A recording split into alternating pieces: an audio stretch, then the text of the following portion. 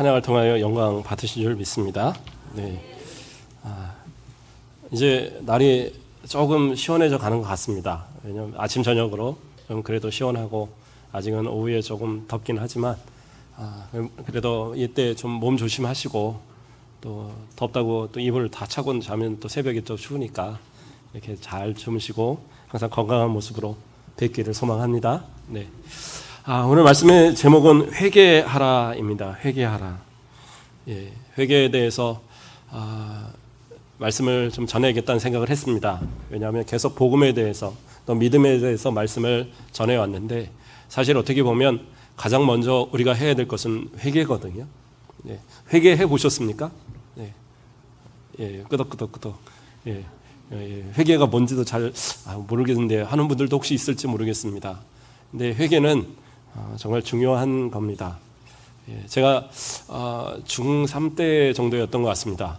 제가 수련회를 참석을 했는데 그때는 참 기도회들을 열심히 많이 했어요. 그래서 뭐 아침 먹고도 기도해야 하고 점심 먹고도 기도해야 하고 뭐 계속 뭐 예배 드리면 또 기도해야 하고 그 기억밖에 없습니다. 밤에도 뭐 밤 11시 넘어까지 계속 기도해야 하고 그렇게 배우면서 컸었는데 저녁 기도회를 하고 있을 때입니다. 수련회 가서 기도해야 하는데 뒤에서 계속 떠드는 소리가 나는 거예요. 그러니까 한 아이가 기도를 못하는 겁니다. 저보다 한 학년 밑에 아이인데 중학교 2학년짜리 아이가 어려서부터 같이 자란 친구인데 기도회를 못해요. 그래서 왜 기도를 못하냐 물어봤더니 자기는 회개할 게 없어서 기도를 못하겠대. 아무리 생각해도 뭐 크게 잘못한 게 없어서 뭐 그렇게 울면서까지 회개할 일이 뭐가 있겠냐고. 예, 어린 나이인데 그렇게 얘기를 하더라고요. 그래서 제가 그냥 하나님 지혜를 주셔서 딱 한마디 했어요. 회개하지 못하는 걸 회개해라. 예. 그리고 저는 제 기도를 했습니다. 그러고 한참 좀 지났을까? 뒤에서 엉엉 우는 소리가 들려요. 그래서 기도회를 끝났는데 돌아보니까 그 아이가 아직도 기도를 못 끝내는 거예요. 엉엉 울면서 잘못했다고 기도하고 있는 거예요. 그러니까 회개를 할 것이 없다 생각하면 회개할 게 없어요. 그러나 내가 회개할 것을 생각하기 시작하면 그때부터는 너무 많은 거거든요. 그러니까 그 아이의 그런 모습. 근데 참 감사한 거는 그 뒤로 그 아이가 신앙생활이 많이 변했어요. 진짜 열심히 잘 생활하고 나중에 이제 중3 때 중등부 회장까지도 그 아이가 하고 그렇게 변화가 되더라고요. 어쨌든 회개는 그러한 역사들이 분명히 있습니다. 그러면 회개하셨느냐라는 질문을 다시 한번 던져보겠습니다. 아마 설교를 하는 중간중간 이 질문을 계속 던질 겁니다. 회개하셨느냐라고. 회개라는 것은 어떤 뜻입니까? 예, 그 한자어로는 뉘우칠 회 그리고 고칠 개. 그래서 마음을 뉘우치고 행동을 고치는 것. 그것이 회개입니다. 그렇죠? 어떻게 보면 잘 번역한 단어예요. 원어의 뜻을 상당히 잘 의미 있게 번역한 단어입니다. 신약성경에서 오늘 본문에 나오는 회개하라라는 이 회개의 단어를 신약성경에 나오는 헬라어로 우리가 그 뜻을 바라보면 메타노에오라는 단어를 사용을 합니다. 메타노에오. 이 단어의 뜻은 뭐냐 하면 마음을 바꾸다라는 뜻이에요. 마음을 바꾸다. 그러니까 다시 말해서 회개라는 건 뭐냐? 우리가 마음속에 그냥 잠시 이거는 잘못된 거야 라고 생각으로 끝나는 것이 아니라 그 마음을 아예 바꾸는 것. 그것이 회개라는 거예요. 지금까지는 내가 옳다고 생각했던 것들, 지금까지는 나를 위해서 살면서 이것이 괜찮다라고 생각했던 것을 이것이 죄라고 여겨지고 이것을 내가 해서는 안 된다라고 여겨지면 그 마음을 바꾸라는 거예요. 한번 바꿔지면 그 다음은 어떻게 해요? 이건 해서는 안 될 것이 되는 거예요. 그런데 교회에 와서 그래 내가 생각해 보니까 죄는 죄인 것 같아. 목사님 얘기하시는 거 보니까 내가 죽을 죄 진 것 같아. 그리고 나서 세상으로 나가서 그래도 세상은 세상이지. 그리고 또 살아간다고 한다면 그 모습은 회개한 게 아니에요. 마음을 바꾸는 것. 그것이 회개다라고 신약성경에서는 이야기합니다. 그러면 구약성경에서는 회개라는 단어를 어떻게 사용하고 있느냐? 회개라는 단어가 구약에서는 3번 나옵니다. 3번. 욥기에 나오고 그 다음에 시편에 나오고요. 에스겔에 나옵니다. 그러면 구약에서는 회개라는 얘기가 그렇게 적습니까? 회개라는 단어가 다른 단어로 대치되고 있었어요. 먼저는 이 3단어를 좀 다시 살펴보면 욥기에 나오는 단어는 웨니 하무티라는 단어를 사용합니다. 웨니 하무티. 그 단어의 뜻은 뭐냐면 후회하다라는 뜻이에요. 어떤 때 사용했느냐면 욥이 마지막에 하나님의 음성을 듣고 마지막에 그가 모든 자신의 교만과 잘못을 회개하면서 하나님 앞에 내가 제 가운데서 회개합니다라는 고백을 합니다. 그러니까 이게 뭐냐? 내가 이제까지 교만하게 하나님 앞에 교만하게 대답했던 것들, 교만하게 이 대화했던 모든 것들, 그리고 내 마음 가운데 하나님을 전적으로 의지 못했던 그 마음들 하나님 앞에 내가 다 내어놓고 회개합니다. 다 후회합니다. 다 제가 이제는 돌이키겠습니다. 라는 의미로서 그 단어를 사용했습니다. 그러면 나머지 그 시편과 에스겔에서는 어떤 단어를 사용하느냐? 다른 곳에서는 다르게 해석을 했어요. 근데 거기서는 회개라고 단어를 해석을 했습니다. 어떤 단어를 사용했냐면 슈브라는 단어를 사용했습니다. 이 단어는 뭐냐면 돌아오라는 뜻입니다. 돌아오라. 그래서 다른 곳에는 돌아오라는 이야기를 많이 사용을 하셨는데 성경에 구약성경에 많이 나오는데 여기서는 회개로 해석을 했습니다. 그러므로 그 회개라는 건 어떠한 뜻이냐? 우리가 돌아오는 겁니다. 누구에게? 하나님께로 돌아오는 거예요. 그러니까 인생에 있어서 후회할 수 있어요. 많은 것에 있어 어떤 뉘우칠 수 있어요. 그런데 그것으로 끝나면 아무 의미가 없다라는 거예요. 중요한 건 뭡니까? 그것을 통해서 하나님께로 돌아와야 되는 거예요. 우리가 회개를 했으면 회개를 통해서 하나님께로 돌아와야 되는 거예요. 회개하고 다시 세상으로 나아가면 그건 회개가 아니에요. 하나님께 돌아오지 않으면 그 사람은 생명을 얻을 수가 없어요. 그래서 회개는 돌아오라는 의미를 중요하게 갖고 있습니다. 그래서 신약의 회개와 구약에서 이 슈브라는 단어는 사실은 같은 의미를 갖고 있는 거예요. 신약에서의 이 단어들은 헬라어로 쓰여 있잖아요. 그러니까 헬라 문학적인 그런 어떤 배경이 많이 좌우를 됩니다.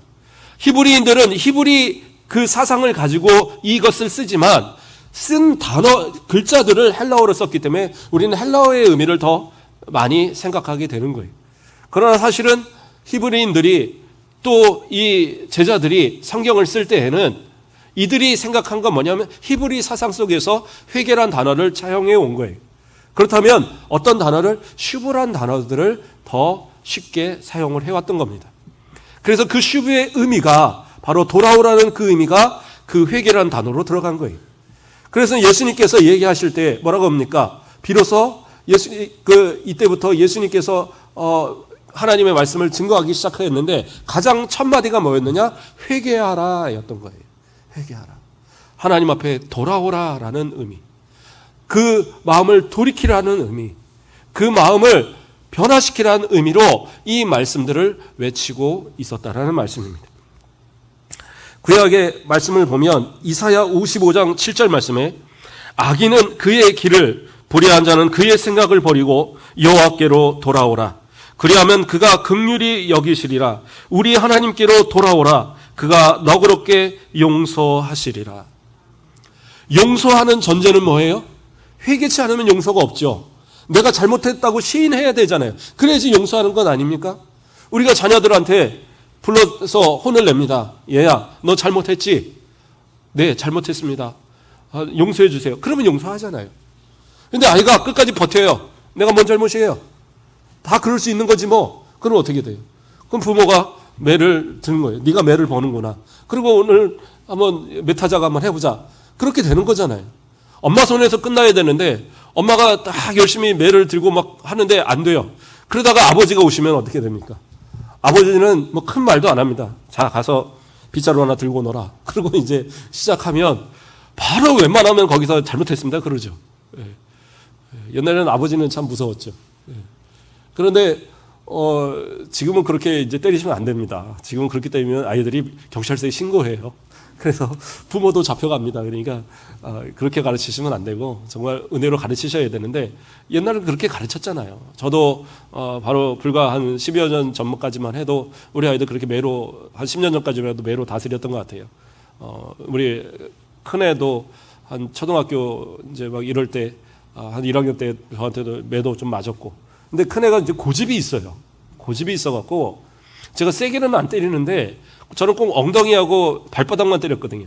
그냥 처음에 발바닥을 때렸더니 애가 어느 시간 지나니까 그냥 웃더라고요. 그래서 발바닥은 의미가 없다. 그래서 그 다음은 엉덩이를 때리는데 한 번은 이제 저희 어머니가 오랜만에 집에로 오셨어요. 그래서 들어오시는데 요한아 인사드려라 그랬더니 가만히 있는 거예요. 초등학교 1학년 때 일이에요.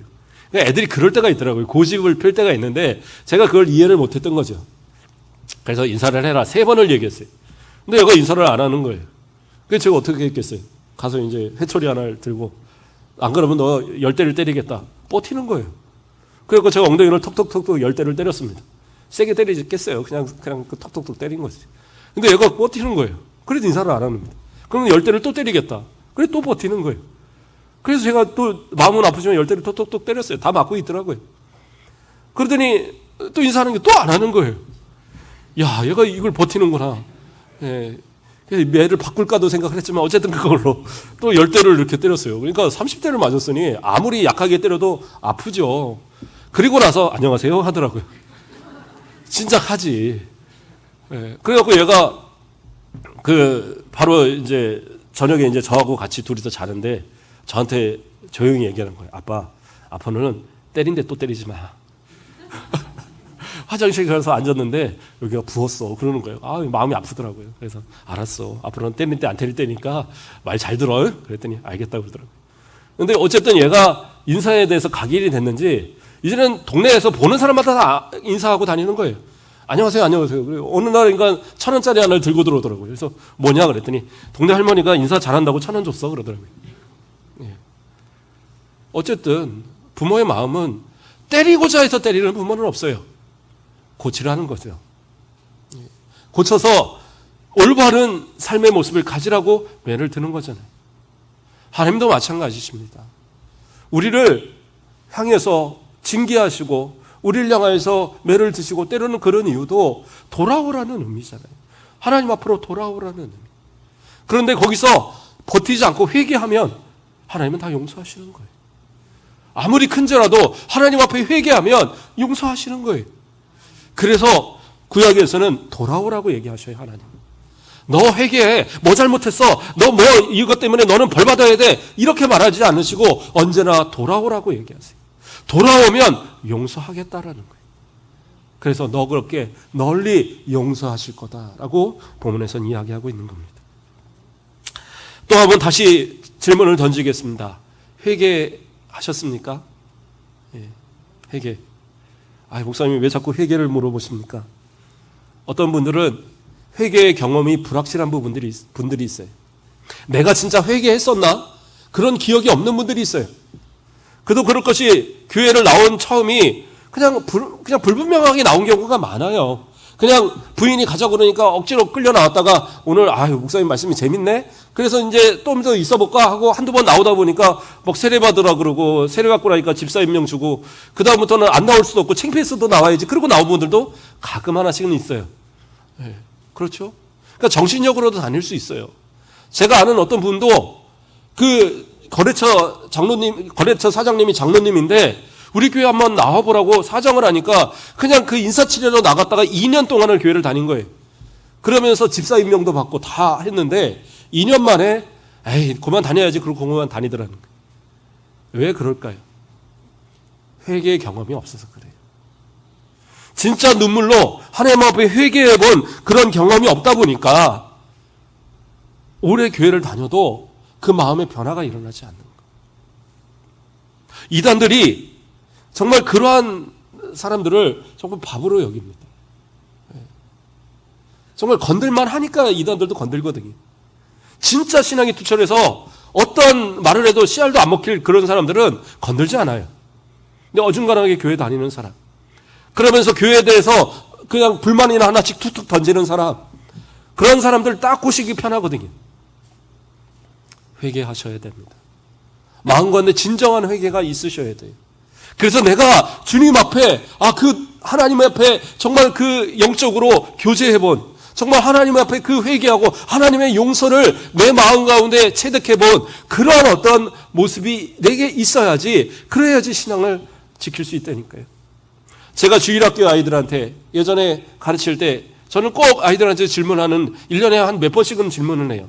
어떤 질문을 하느냐? 너희들 지금 죽어도 천국 갈 수 있다고 자신하느냐? 그러면 아이들이 평소엔 대답을 잘해요. 그러던 아이들이 손을 못 들어요. 손을 들어보라고 그러면 절반도 못 듭니다. 집사님 아이들이, 그렇죠? 권사님의 손녀들이, 장로님의 손자들이 손을 못 든다니까요. 물어보면 제가 조금 많은 것 같아. 뭔 죄 졌냐? 엄마 말 안 듣고요. 뭐 아빠 말 안 듣고. 그런 죄 때문에 자기는 못 간다 그래요. 예. 그래서 그러면 이제 가르쳐 주죠. 하나님 앞에 예수님의 이름으로 회개하면 다 용서함 받는 거야. 용서함 받고 믿음으로 기도하고 믿음으로 하나님 앞에 나아가면 하나님은 다 천국 데려다 주는 거야. 그러니까 물어보면 무조건 믿음으로 그렇게 대답을 해야 돼. 그렇게 가르칩니다. 그래서 아이들이 이제 억지로라도 네 하고 이제 대답을 하죠. 그런데 우리 어른들한테 이 시간 만약에 물어본다면 저는 천국 갈 자신 있습니다 라고 손들 분이 얼마나 되실까요? 다 되시겠죠? 예.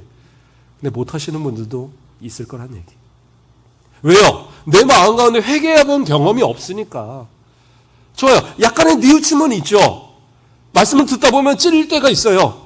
그래, 내가 이게 죄 졌지. 이러면 안 되지. 목사님, 교회, 강단에서 그렇게 담배 끊으라는데, 도대체 이 담배는 왜 안 끊어지는 거야? 그래서, 밖에 나가서 담배를 한 대 펴야지. 이런 사람도 가끔 있을 수 있어요. 목사님 술 먹지 마라 그랬는데, 내가 오늘만 먹고 안 먹어야지. 그래 놓고 내일 또 마시는 분도 있고. 그런데, 진정한 마음 가운데 회개는요, 그 삶이 돌이킨다니까요. 삶의 변화가 일어나서 과거의 삶이 더 이상은 내 삶이 아니고 이제는 하나님께로 돌아온 새 삶을 살아가는 모습, 그 모습이 되어야 된다는 거예요. 한번 시험 한번 봐볼까요? 쪽지 시험 봐갖고, 자, 1번 문제. 자, 회개했습니까? OX. 그래서 O 쓰신 분들하고 X 쓰신 분들만 모아놓고 나머지 공부를 한번 해보는 걸로. 그래서 어떻게 회개할 때까지 붙들어 놓고 가르치고 또 붙들어 놓고 기도시키고 뭐 그렇게라도 해야 되지 않을까.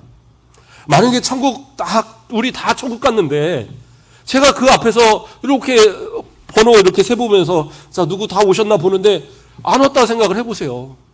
그럼 하나님 앞에 내가 뭐라고 얘기하겠어요? 야, 그 집사님 왜 안 왔어? 글쎄요. 제가 분명히 데리고 오려고 했는데 아직 살아있을까요? 아닌데? 너보다 빨리 갔는데?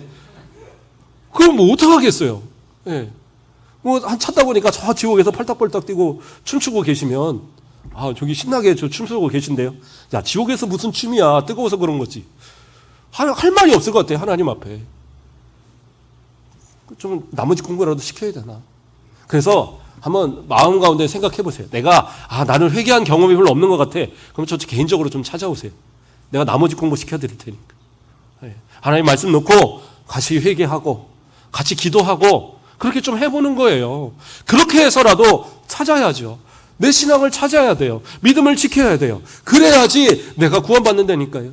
회개의 경험 한 번 없이 어떻게 구원받는다는 확신을 가질 수 있겠냐라는 거예요. 이단들이요, 와서 이렇게 얘기할 때 질문을 자꾸 던져요. 당신 회개해봤어? 나 회개했었지. 그거 언제 구원받았는데? 그건 언젠가 받았을까? 그거 확실히 모르면 안 돼. 우리 여기 와서 같이 회개하고 구원받으면 돼. 그런 거 와서 막 끌고 간단 말이에요. 그럼 그런가 하고 쫓아다니고. 구원받으리 그러잖아요. 그래갖고 한번 가서 회개하고 구원받으면 이제는 거기서는 다 용서받은 거니까 이제는 내 마음대로 살아도 육신은 아무리 해도 영혼만 구원받으면 된다. 그게 이제 구원받으리거든요. 그럴듯하게 이야기합니다. 그리고 뭐 기존 목사님들 설교 다 엉망이다. 회개에 대해서 얘기도 안 하고 천국 얘기만 하고 복된 얘기만 하고 그거 죄에 대한 얘기도 안 하고. 아니요, 다 얘기하죠. 얘기하는데 성도들이 좋은 것만 골라드리니까 그렇지. 근데 중요한 건 뭐예요? 그 이단들이 맞는 얘기한 것 같죠? 근데 그게 아니에요. 그 사람들은 목적이 틀려요. 그 사람들은 의도가 틀리다고요. 되게 좋은 것처럼, 좋은 말인 것처럼, 진리인 것처럼 다가오지만 그들이 하는 이유는 뭐냐? 갈라디아서 4장 17절 말씀에 뭐라고 나오냐? 그들이 너희에게 대하여 열심 내는 것은 좋은 뜻이 아니요 오직 너희를 이간시켜 너희로 그들에게 대하여 열심을 내게 하려 함이라. 이간시켜서, 교회를 분열시켜서, 그래서 자신들의 이익을 따라 그들을 끌고 가려고 하는 거지, 결코 그들이 올바른 생각 갖고 그렇게 접근하는 거 아니에요. 진짜 우리 성도들을 생각하고 진짜 회개하기를 원해서 그런 것을 얘기한다고 한다면 교회 가서 열심히 신앙생활을 하라고 해야죠. 왜 내가 가서 가르치면 되고 우리 그 이단 가서 거기서 배우면 되고 기존 교회에서 배우면 안 된다고 생각합니까? 하나님이 우리 하나 회개시킬 만한 능력이 없으시겠어요? 정모생 목사님이 설교 잘해서 여러분들 회개하는 거 아니잖아요. 성령께서 내 마음을 감동시키시니까, 그러니까 내가 하나님 앞에 죄를 깨닫고 회개하는 거지, 아무리 좋은 명설교를 한다 그래서 그것이 다 귀에 들어오냐? 그거 아니라니까요. 그러면 하나님의 역사는 이곳에 분명히 임하십니다. 성령의 역사는 이곳에도 분명히 임하세요. 우리의 마음을 분명히 감동시키십니다. 그런데 왜 안 되냐? 내가 귀를 딱 막고 말 안 들으니까 그래요. 말씀을 깊이 있게 들으세요. 말씀을 마음 가운데 새기세요. 회개하라고 말하면, 아 그래 내가 회개해야지, 일주일 동안 그거 붙들고 사세요. 하나님께서 돌아오라 하셨으면 그래 내가 하나님께 돌아가야지, 그 마음 가지고 한번 살아가 보시라는 얘기예요. 그래야지 우리의 모습 속에 하나님 앞에 진짜 회개의 모습으로, 구원받은 회개의 모습으로 우리가 나아갈 수 있다는 사실입니다. 또 중요한 건 뭐예요? 말씀이 내 가운데 잘 박힌 목같이 새겨 있어야 돼요. 왜 이 강단에서 목사님이 이렇게 말씀을 전합니까? 우리 성도들 가서 성경 이렇게 읽어보면 다 알잖아요. 그래도 교회 한 10년, 20년 다녀보면 이거 이렇게 열어보면 다 알아요. 모르는 건 그냥 건너뛰어도 크게 문제 없거든요.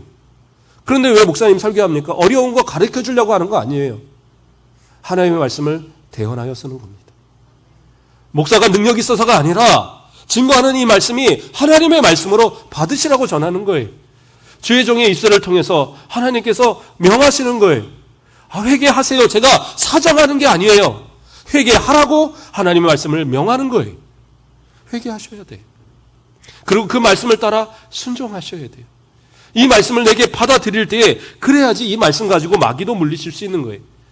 예수님이 40일 동안 금식하시고, 지금 오늘 본문의 말씀을 하기 이전에 40일 동안 금식을 하시고 광야에서 마귀에게 시험 받았어요. 그 마귀가 뭐 갖고 시험하는 줄 아세요? 하나님의 말씀을 인용해서 시험했어요. 3가지 시험이 다 그랬어요. 그때마다 하나님의 그 말씀을 가지고 예수님은 또 그 마귀를 물리쳤어요. 말씀이 아니고는 물리칠 방법이 없어요. 마귀가 다가올 때 성경 들고 가서 야, 나 이거 성경 들었어. 자, 물러갈지어다. 그런다고 물러가는 거 아니에요. 하나님의 말씀이 내 가운데 잘 박힌 목과 같이 새겨져 있어야지.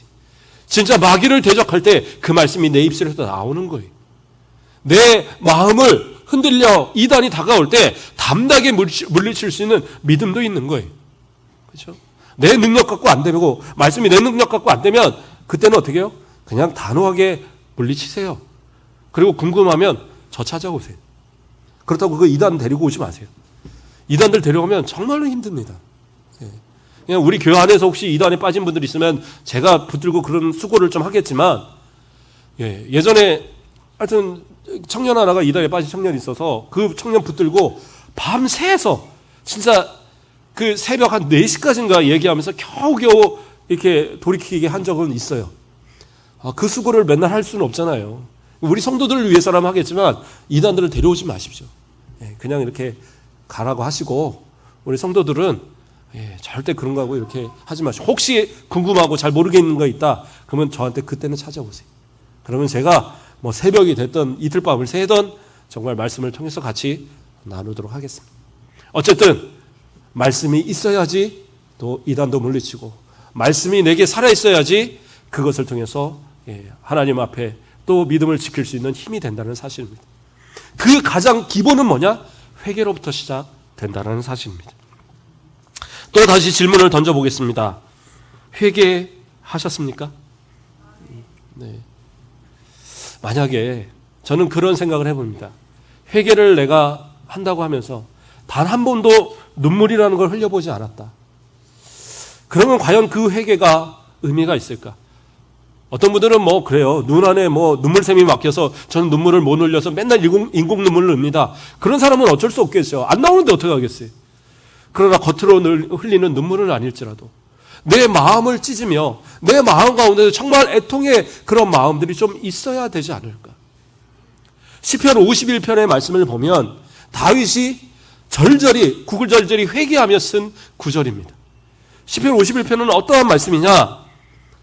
다윗이 우리야 장군의 아내 밧세바를 취해서 그 임신한 그 사실을 숨기려고 그 우리야 장군을 저 가장 그 전방에 보내서 거기서 죽게 만들죠. 그거로 인해서 나단 선지자가 와서 왕을 강하게 질책을 합니다. 그때 그 잘못을 깨닫고 하나님 앞에 회개하는 거예요. 눈물 흘리며 회개를 합니다. 우슬초로 내 죄를 씻어 주시옵소서. 죄를 맑게 해 주시옵소서. 막 간절히 기도하는데 그 가운데 어떤 기도를 하냐? 주께서 성령을 내게서 거두지 말아달라는 기도를 합니다. 이 말씀은요, 정말로 간절히 기도하는 거예요. 눈물을 흘려 기도하는 겁니다. 왜요? 성령을 내게서 거두지 말아달라는 부탁은 나를 버리지 말아달라는 부탁이에요. 성령이 내게서 떠나면 어떻게 돼요? 그 사람은 구원받은 사람 아니에요. 내 가운데 성령이 역사하셔 나로 회개하고 눈물을 흘리게 하는 거지, 내 가운데 성령이 계시지 않으면 그 사람은 회개할 수 없다니까요. 내 능력 갖고 내 힘 갖고 회개하는 것 같아요?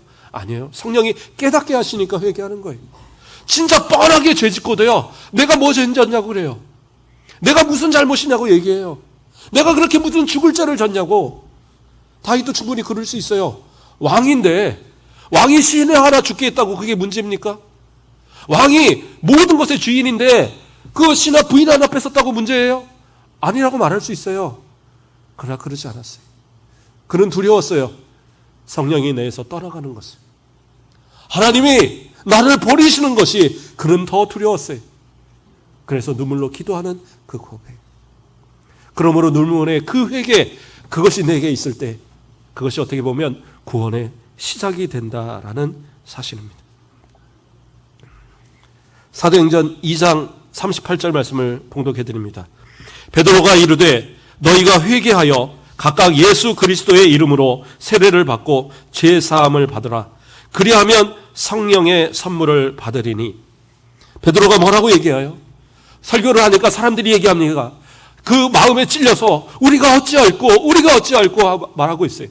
그들을 향하여서 얘기하는 것이 뭐냐?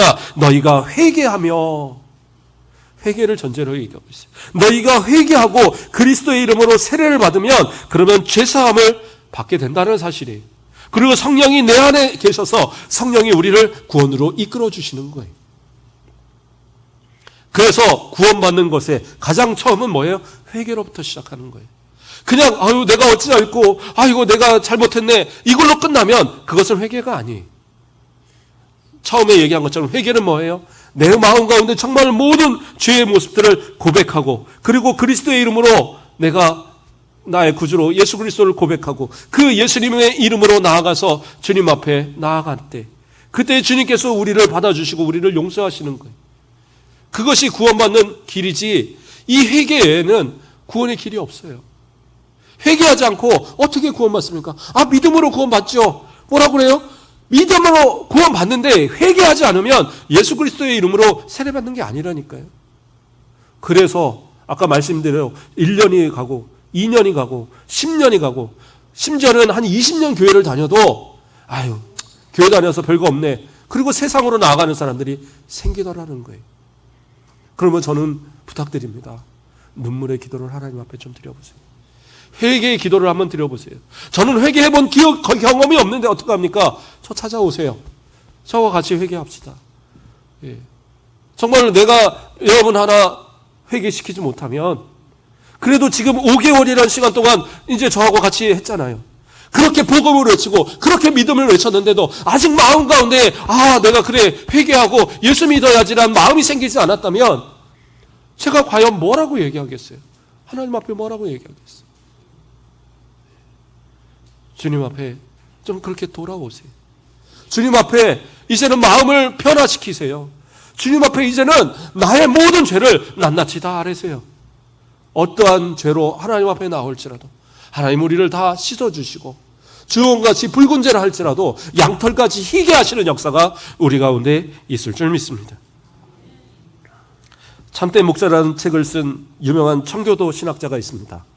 리차드 백스터라는 분이에요. 이분이 1600년대 분이에요. 그분이 영국의 신학자입니다. 그런데 그가 쓴 책이 참 목자, 참된 목자, 이 책은 약간 목사님들을 위한 책으로 쓴 책이에요. 그래도 저는 되게 감명 깊게 읽었던 책인데, 또 하나 쓴 책이 있는데 이거는 어떤 책이었느냐? 회개했는가라는 책입니다. 회개했는가. 우리 성도들이 한 번 정도는 읽어볼 만한 책입니다. 오래된 책인데 또 한번 읽어보신 분들이 있으면 와서 빌려달라 그래서 빌려드릴 수 있어요. 그런데 꼭 갖다 주셔야 됩니다. 내가 책을 빌려주고 받은 적이 별로 없어갖고 목사님께는 제가 꼭 갖다 드리죠. 그래놓고 막 이사 가버리고 그래갖고 그런데 사셔도 되고요. 얼마 비싸지 않습니다. 중고책 같은 거로 사시면 한 3,000원이면 사더라고요. 그러니까 한번 구해보십시오. 근데 그곳에서 회개에 대해서 리차드 백스터가 이런 얘기를 합니다. 성경이 말하는 회개는 당신의 삶의 주인과 행로와 목표를 완전히 바꾸는 것이다. 이전과는 정반대의 길에 시선을 두고 지금까지 한 번도 보지 못했던 삶을 위해 모든 것을 행하는 것이다. 당신이 소유한 것과 당신 자신을 하나님께 전부 바치는 것이다. 당신 삶에서 이러한 변화가 일어나지 않으면 사망에서 생명으로 결코 이동할 수 없다. 회개는 이런 것이라는 거예요. 내가 이제는 세상 가운데에서 주인 삼아 살아갔던 모든 것들을 이제는 예수님을, 하나님을 나의 주인으로 삼고, 이제는 세상 가운데 내 시선을 가졌던 것들을 이제는 하나님을 향하여 시선을 갖고, 이제는 세상에서 내가 욕심 가졌던 모든 것들을 이제는 다 내어놓고 하나님 앞에 내 모든 마음을 내려놓는 것. 그것이 바로 회개라고 얘기하고 있는 거예요. 이것이 아니라면 사망에서 생명으로 옮긴다? 다시 말해서 구원받는다? 이거는 거짓말이라는 얘기예요. 저는 이 말을 들으면서, 이 말을 읽으면서 너무 마음에 감동을 들었어요. 사실 그래서 이 설교를 해야겠구나 생각이 들었거든요. 회개하지 않으면 사망에서 생명으로 옮길 수가 없어요. 회개하지 않으면 주님 앞으로 나올 수가 없어요. 구원받을 수가 없어요. 저는 회개 분명히 했는데요. 그러면 하나님이 나의 주인인 것을 인정하십니까? 그러면 내 지금 바라보는 시선이 하나님을 향하고 계십니까? 혹시 내 자녀에게 꽂혀 있고, 내 남편에게 꽂혀 있고, 내 재산에게 꽂혀 있고, 내 사업터에 꽂혀 있고, 그런 모습으로 살고 있지는 않으세요? 그렇다면 그게 회개입니까? 아니다라는 거예요. 주님으로 나의 주인 삼고, 주님 앞으로 나의 시선을 돌리고, 주님 앞으로 내 모든 것을 향하는 것, 그것이 회개인데 과연 그렇게 살고 계십니까? 그렇게 고백해 보셨어요? 주님이 나의 주인이십니다. 하나님이 나의 주인이십니다. 내 모든 것 다 하나님의 것입니다. 내 자녀도 하나님의 것입니다. 내 남편도 내 아내도 하나님의 것입니다. 고백해 보셨어요? 내 재산도 하나님의 것입니다. 내 사업터도 다 하나님의 것입니다. 내 자신 이 몸조차도 하나님의 것입니다라고 고백해 보셨냐고요? 예. 전화기도 따르릉 맞대잖아요. 이게 맞다고 나오는 답입니다.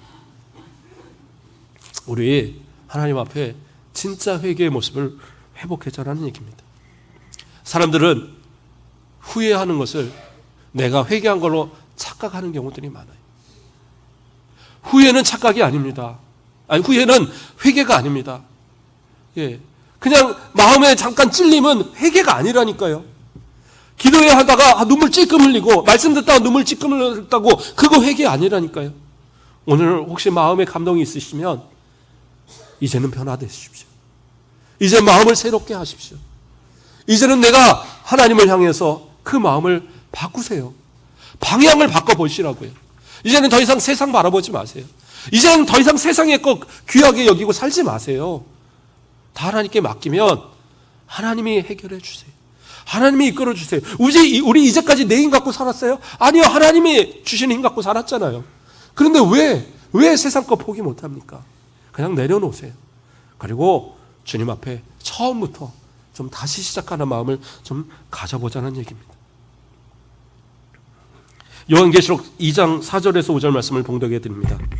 그러나 너를 책망할 것이 있나니 너희 처음 사랑을 버렸느니라. 그러므로 어디서 떨어졌는지를 생각하고 회개하여 처음 행위를 가지라. 만일 그리하지 아니하고 회개하지 아니하면 내가 네게 가서 내 촛대를 그 자리에서 옮기리라. 회개하지 아니하면 그 촛대를 옮기리라. 회개하지 않으면 더 이상 너는 구원의 자녀 아니라는 거예요. 물론 여기서는 처음 사랑을 회복하라는 그 말씀에 뒤이어서 나오는 얘기지만 마찬가지예요. 회개는 우리 가운데 구원의 유일한 길입니다. 회개하지 않으면 구원받는다고 보장할 수 있는 어떠한 방법도 없다라는 겁니다. 그렇기 때문에 예수님은 회개하라고 우리에게 외치고 계신 거예요. 누가복음 5장 32절 말씀에 내가 의인을 부르러 온 것이 아니요 죄인을 불러 회개시키러 왔노라 얘기합니다. 이렇기 때문에 예수님께서 회개하라고 외치시는 거예요. 예수님의 목적은 뭐냐? 오신 목적은 뭐냐? 의인을 구하는 것이 아니라 그래 잘 살고 그냥 의롭게 산다라고 자신하는 그들이 아니라 하나님 앞에 회개하는 저는 죄인입니다. 저는 죽을 죄인입니다. 죄인 갖고는 도저히 하나님 앞에 나올 자격 없습니다라고 말하는 그들을 구원하시기 위하여 오셨다는 사실이에요. 그러면서 뒷이어서 나오는 얘기가 뭐였어요? 회개하라 천국이 가까웠느니라. 천국이 가까웠느니라. 천국이 바로 내 눈앞에 와 있다라는 거예요. 예수님이 이 땅에 오시는 것이 바로 천국의 도래예요. 다가올 천국의 어떻게 보면 모형이 지금 이 교회입니다. 이 교회 안에 거하셨다고 그래서 그럼 다 천국 가는 줄 아세요? 아니잖아요. 회개해야지 천국 가는 겁니다. 천국이 아무리 내 눈앞에 가까이 와도 그것에 들어갈 자격은 회개밖에 없다는 사실이에요. 그래서 예수님 뭐라고 하십니까? 내가 의인 부르러 온 것이 아니라 죄인 하나 그 회개시켜서 주님 앞으로 하나님 앞으로 이끌어내기 위해서 나 그래서 온 거야 라고 얘기하고 계시는 겁니다. 하나님께서 아무리 악인이라 할지라도 주님 앞에 돌아오기를 원하고 계세요. 하나님께서는 회개하고 주님 앞으로 돌아오는 그 죄인 하나를 하나님은 기다리고 계신다는 사실이에요.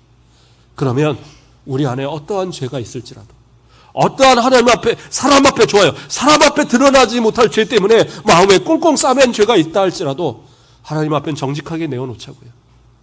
정직하게. 혹시 10년 전에 누구 돈 하나 떼어먹은 거 있으면 그것도 회개하세요. 그리고 기억나면 갖다 좀 갚으시고. 예. 저도 어렸을 때 가만히 생각해 보니까 한 5살 때인가 그 가게집에서 100원 냈는데 200원짜리 들고 온 것 같아요. 그런데 주인 아줌마가 가는데 아무 얘기를 안 하시더라고요. 지금 생각해 보니까 좀 그래요. 예. 근데 그 가게가 남아있지를 않아서 갚을 길이 없네요. 기억나시면 다 갚으시고 다 해결하시고 하나님 앞에 다 내어놓고 회개하세요. 혹시 남에게 말하지 못할 거 있다고 그래도 다 하나님께 아뢰면 하나님은 다 용서해 주세요. 그 하나님 의지해서 외치시길 소망합니다. 그리고 진짜 회개했다고 한다면 이제는 어떻게 해요? 하나님 앞에서 다른 사람에게 회개의 기회를 주셔야 돼요. 우리의 주변에 있는 사람들에게 회개의 기회를 주셔야 된다고요. 상당히 두려운 말씀을 하나 봉독해 드리겠습니다.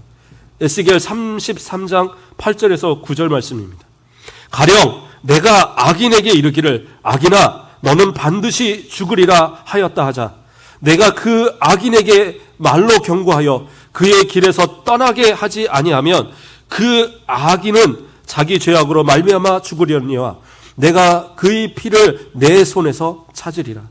그러나 너는 악인에게 경고하여 돌이켜 그의 길에서 떠나라고 하되 그가 돌이켜 그의 길에서 떠나지 아니하면 그는 자기 죄악으로 말미암아 죽으려니와 너는 내 생명을 보존하리라. 저는 이 말씀을 읽으면서 너무 두려웠어요. 내가 말하지 않으면 그래서 나중에 그 사람이 가갖고 저 사람이 나한테 얘기 안 해줬는데 그래서 내가 지옥 갔는데 그 책임 저 사람도 있지 않습니까? 그 책임 묻겠다라고 얘기하고 계세요. 그 사람이 안 믿는 건 문제가 아니에요. 저 사람이 예수 안 믿는 거는 문제가 아닌데 내가 말하지 않는 것도 하나님은 죄라고 얘기하고 계세요. 이게 얼마나 두려운 얘기입니까? 그러니까 저도 얘기하는 겁니다. 예수 안 믿으면 지옥 갑니다. 회개하지 않으면 지옥 가요. 방법 없어요. 교회 안에 있으니까 목사님 그냥 나중에 목사님 천국 가실 때 제 바지가랑이 하나 좀 붙들고 가면 안 될까요? 아유, 어쩔 수 없어요. 그때는 매달릴 사람이 워낙 많아갖고 다 찢어져 버리니까 그런 거 이렇게 기대도 하지 마시고 지금 말씀 있는 때 예수 믿으세요. 지금 믿으셔야 돼요. 지금 회개하셔야 돼요. 그러면 주님이 너그럽게 용서해 주실 겁니다. 그리고 우리 주변에 있는 이들에게 말해주세요. 예수 안 믿으면 큰일 난다고. 예수 안 믿으면 인생 망치는 것은 문제도 아니라고. 우리 영혼 망치면 다 망치는 거라고. 회개함으로써 이제로 주님 앞에 돌아오시는 우리 성도들. 회개함으로써 이제는 수많은 이들에게 진짜 그리스도인으로서의 삶의 모습을 좀 보여주는 성도들이 되기를. 이제는 이 죄로 인해서 내가 혹시 지옥 가는 거 아니야? 이런 두려움이 아니라 진짜 회개하고 주님을 영접하고 당당하게 내가 만난 예수님, 내가 가진 천국, 내가 소유한 이 사명을 좀 사람들에게 널리 알리고 살아가는 모습 됐으면 저는 간절히 바랍니다. 그리고 우리 가곡교회가 좀 그러한 교회가 됐으면 좋겠습니다. 이 시대에 수많은 교회들이 정말 그 자신의 어떤 사명을 잃어버리고 그냥 사람들 귀에 좋은, 그냥 듣기 좋은 그런 말씀만 전해주는 그런 교회가 아니라 우리 이 가곡교회부터 변화되어서 이 나라에, 이 순천에, 더 나아가서 세계에 정말 올바른 교회, 말씀이 살아있고 회개가 살아있는 교회, 눈물이 살아있는 교회, 복음이 살아있는 교회로 우뚝 서서 정말 이 시대를 책임져가는 그러한 역할을 감당하는 그런 우리 교회 또한 저와 여러분 되시길 주님으로 축복합니다. 기도하겠습니다. 사랑의 하나님 감사를 드립니다. 우리를 사랑하여 주시고 우리를 불쌍히 여기사 예수 그리스도를 이 땅에 보내시어 우리로 구원의 길을 열어주심을 감사를 드립니다. 천국이 가까웠다라고 그렇게 외치시는데도, 회개하라고 이 길만이 살 길이라 그렇게 외치시는데도 우리는 과연 진심으로 하나님 앞에 회개하며 그 천국을 향하여 나아가고 있는가 다시 한번 돌아봅니다.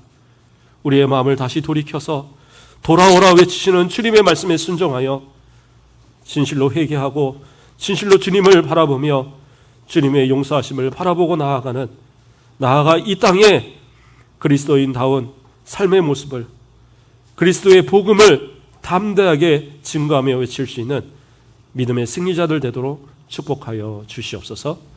감사하며 예수 그리스도의 이름으로 기도드립니다.